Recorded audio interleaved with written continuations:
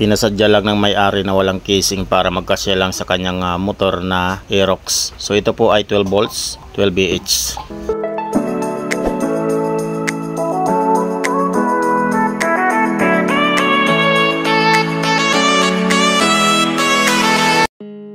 Welcome back mga master. For today's video mayroon sa aking pinasadyang magpabuo ng battery ng kanyang motor na Aerox. Ito po ay 8 piraso, 4 series, 2 parallel, 12 volts, 12 VH. So para magkasya sa lagayan ng kanyang battery ng kanyang motor, hindi na pinalagyan ng casing ng battery. So ganito na lang yung technique natin para magkasya lang doon sa kanyang Aerox na motor. So bago lahat mga master, shoutout po muna tayo kay Jenner Medina. Ayan, shoutout sa iyo master. At shoutout sa lahat ng mga followers ko dyan, mga silent viewers.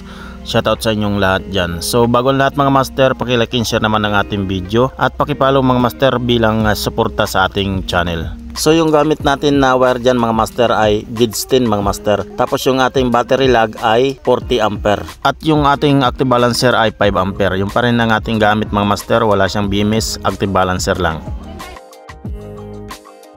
So ganito ang ginawa nating connection. Ito yung ating negative, ayan. Yan, tapos nag-series dito mga master. Tapos dito naman tayo nag-series.